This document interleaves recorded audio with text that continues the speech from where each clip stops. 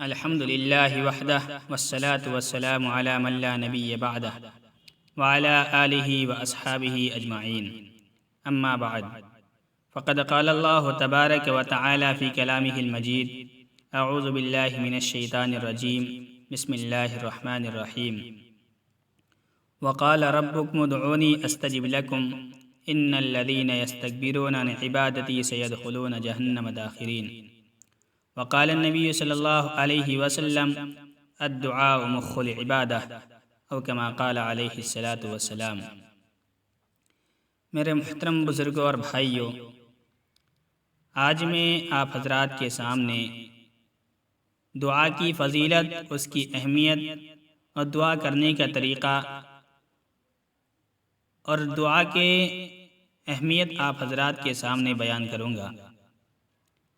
اللہ تبارک و تعالی نے دعا کو اپنی عبادت قرار دیا ہے، اور اللہ کے نبی صلی اللہ علیہ وسلم نے دعا کو عبادت کا مغز قرار دیا ہے۔ اللہ تبارک و تعالی نے خود قرآن کریم کے اندر حکم دیا کہ میرے بندوں مجھ سے مانگو اور مجھ سے دعا کرو، جو مجھ سے دعا نہیں کرتا ہے اور اپنے اندر بڑائی لاتا ہے تو عنقریب وہ جہنم میں ذلیل ہو کر داخل ہوگا۔ اور اللہ تبارک و تعالی نے یہ بھی بتایا کہ میں قریب ہی ہوں، تمہاری ہر بات کو سنتا ہوں، لہذا تم مجھے پکارو، میں تمہاری دعا قبول کروں گا۔ دعا کس طرح کرنی چاہیے اور دعا کے اندر کیا مانگنا چاہیے، تو یہ یاد رکھیں کہ اپنے آپ کو جب اللہ کے سامنے لے کر کے جاؤ، جب اللہ سے کچھ مانگو تو اس طرح اپنی حالت بنا لو کہ جس طرح ایک چھوٹا بچہ اپنی ماں سے کچھ مانگ رہا ہو۔ تو جس طرح ایک بچہ اپنی ماں سے کچھ مانگنے کے لیے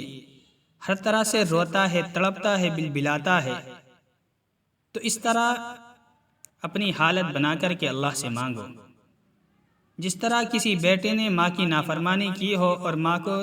کچھ کہہ دیا ہو اور ماں ناراض ہو اور اس سے ماں سے کچھ لینا بھی ہو، تو وہ کس طرح اپنی غلطیوں کے اعتراف کر کے اپنی ماں سے مانگتا ہے، اسی طرح ہمیں بھی اللہ تبارک و تعالی سے مانگنا چاہیے۔ پہلے اپنے گناہوں کا تذکرہ کر کے، اب اس پر شرمندگی کا اظہار کر کے اور ان سے توبہ کر کے پھر اللہ تبارک و تعالی سے مانگے تو اللہ تبارک و تعالی ضرور عطا فرماتا ہے۔ کس طرح مانگا جائے؟ صحابہ کرام نے اللہ کے نبی صلی اللہ علیہ وسلم سے پوچھا کہ ہمارا رب ہم سے قریب ہے، ہم اس کو آہستہ پکاریں یا دور ہے کہ ہم اس سے زور سے دعا کریں؟ اللہ تبارک و تعالی نے فوراً یہ آیت نازل فرمائی، وَإِذَا سَأَلَكَ عِبَادِي عَنِّي فَإِنِّي قَرِيبٌ، کہ جب میرے بندے میرے بارے میں پوچھیں کہ میں دور ہوں یا قریب ہوں تو آپ بتائیے کہ میں بالکل قریب ہوں، تمہاری شہرت سے بھی زیادہ قریب ہوں اور تمہاری ہر بات کو سنتا ہوں، لہذا تم مجھ سے دعا کرو، میں تمہاری دعا قبول کروں گا۔ دعا میں بندہ کچھ بھی مانگ سکتا ہے، ہر چیز کو اللہ سے مانگنا چاہیے اور ذہن میں حاضر رکھ کر کے اللہ سے دعا کرنی چاہیے۔ اللہ تبارک و تعالی دلوں کے حال کو جانتا ہے، دل کی بات کو سنتا ہے اور یہ دیکھتا ہے کہ کون بندہ دل سے دعا کر رہا ہے اور کون صرف زبانی جمع خرچ کر رہا ہے۔ تو اس لیے ہمیں دل سے دعا مانگنی چاہیے۔ دعا کرنے کا کیا طریقہ ہے؟ دعا کے اندر سب سے پہلے اللہ تبارک و تعالی کی تعریف کی جائے اور اللہ کی بڑائی بیان کی جائے۔ اگر آپ زیادہ بھی کچھ نہیں کر سکتے تو کم از کم اتنا ہی کہہ دیا کریں کہ الحمدللہ رب العالمین، تمام تعریفیں اس رب کے لیے ہیں جو تمام عالموں کا پالن ہار ہے۔ تو سب سے پہلے یہ کہہ دیجئے اور پھر اس کے بعد اللہ کے نبی صلی اللہ علیہ وسلم پر درود بھیجئے اور پھر اس کے بعد اپنی بات کو اللہ کے سامنے دہرائیے اور اللہ کے سامنے اپنی دعا کا تذکرہ کیجئے اور اپنے گناہوں پر شرمندہ ہو کر اور عاجزی کے ساتھ اللہ کے دربار میں جھک کر کے اللہ کے سامنے دعا کیجئے اور پھر اس کے بعد جب اللہ کے نبی صلی اللہ علیہ وسلم کے نام کا وسیلہ لے کر اپنی دعا کی قبولیت طلب کیجئے، پھر اس کے بعد آخر میں اللہ کے نبی صلی اللہ علیہ وسلم پر درود بھیجئے۔ اس طرح دعا کی قبولیت کی زیادہ امید ہے، کیونکہ اللہ تبارک و تعالی کریم ہے،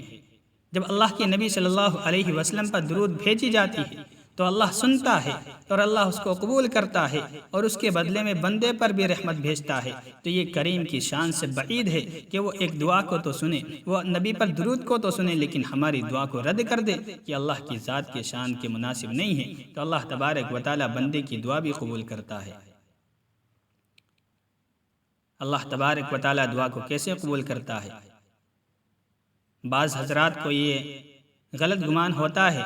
کہ ہم دعا کرتے ہیں لیکن ہماری دعا قبول نہیں ہوتی، تو یہ یاد رکھیں کہ اللہ تبارک و تعالیٰ نے ہر جگہ یہی بیان کیا ہے کہ اللہ اس کی دعا قبول کرتا ہے۔ کس طرح کرتا ہے اس کا اور اس کی مختلف شکلیں ہیں کہ کبھی تو اگر بندے کی مصلحت کے مطابق ہوتا ہے تو اس کی دعا بعین ہی قبول کر لیتے ہیں، اور لیکن اگر اس کی مصلحت کے موافق نہیں ہوتا ہے، اگر اس کی مصلحت کے مطابق نہیں ہوتا ہے تو اس کے بدلے میں دوسری چیز اس کو دے دی جاتی ہے اور کوئی گناہ اس کا مٹا دیا جاتا ہے یا آخرت کے لیے اسٹاک کر لیا جاتا ہے۔ اس کی مثال سے میں آپ کے سامنے وضاحت کروں کہ ایک بچہ ہے، وہ بیمار ہے اور اسے بخار ہے، وہ اس کے کان میں یہ آواز پڑتی ہے کہ کوئی باہر آئس کریم بیچ رہا ہے۔ وہ اپنے ابا سے کہتا ہے کہ ابا مجھے آئس کریم چاہیے۔ اس کا دل کرتا ہے، اسے بخار کی وجہ سے گرم ہو رہا ہے، اس کا دل یہ چاہتا ہے کہ اسے آئس کریم مل جائے، اس کو برف مل جائے، لیکن اس کے ابا اسے سمجھاتے ہیں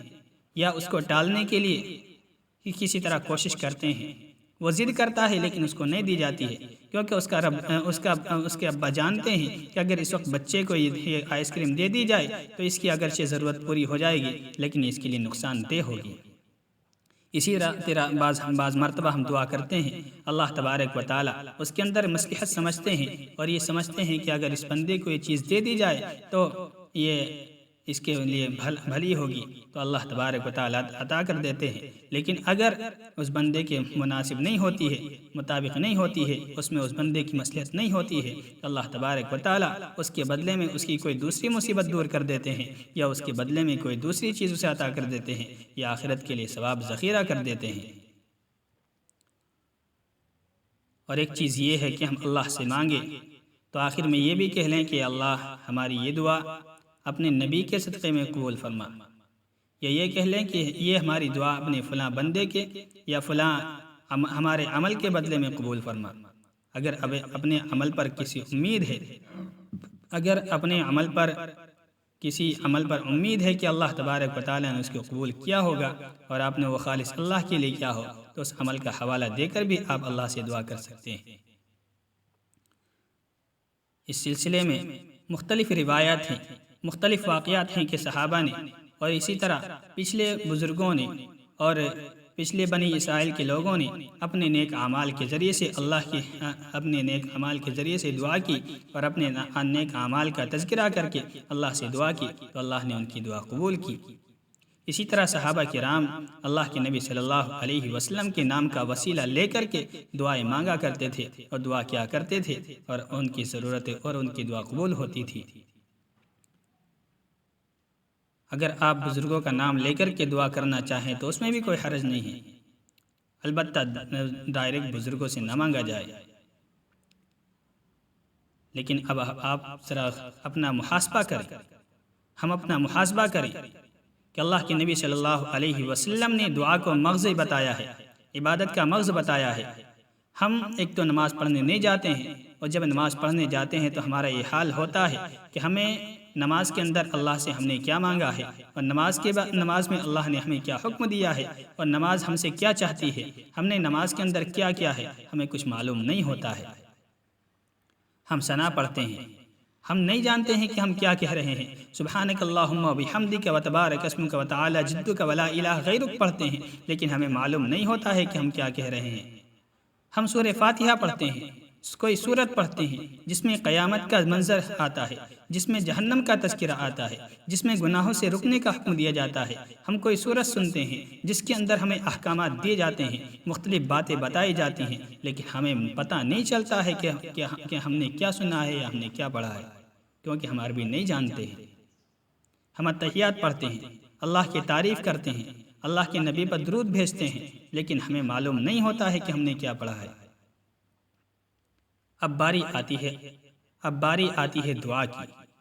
تو دعا کے اندر بندہ اردو میں دعا کرتا ہے، اپنی مادری زبان میں دعا کرتا ہے، تو اسے اپنے دل کی کیفیت بھی معلوم ہوتی ہے اور اسے اپنے الفاظ کی بھی اہمیت معلوم ہوتی ہے۔ وہ جانتا ہے کہ وہ کیا کہہ رہا ہے۔ تو اس لیے جب نماز ہو جائے تو نماز کے بعد دعا اللہ سے خوب دل لگا کے کرنی چاہیے۔ آج ہم بہت سے حضرات کو دیکھتے ہیں کہ دعا کرتے ہیں، لیکن اگر ان سے یہ پوچھ لیا جائے کہ دعا میں آپ نے کیا مانگا ہے تو یقیناً نہیں بتا پائیں گے، کیونکہ انہوں نے رسمی طور پر صرف ہاتھ اٹھائے ہیں۔ ان کا دل نہ دعا کی طرف لگا ہوا ہے نہ نماز کی طرف لگا ہوا ہے۔ وہ صرف رسمی طور پر لوگوں کے ساتھ ہاتھ اٹھائے ہیں، جب امام صاحب اجمعین کہیں گے تو وہ بھی منہ پر ہاتھ پھیر کر چھوڑ دیں گے۔ انہیں یہ معلوم نہیں ہے کہ انہوں نے کیا کیا ہے۔ نماز کے بارے میں حکم ہے، نماز کے بارے میں بتایا جاتا ہے کہ نماز برائیوں سے روکتی ہے، لیکن جب ہمیں نماز کی اہمیت ہی معلوم نہیں، نماز کے بارے میں پتہ ہی نہیں، تو ہمیں نماز کیسے گناہوں سے روکے گی؟ اس لیے جب نماز پڑھنے جائیں تو یا کسی بھی وقت میں خالص وقت ملے تو اللہ سے خوب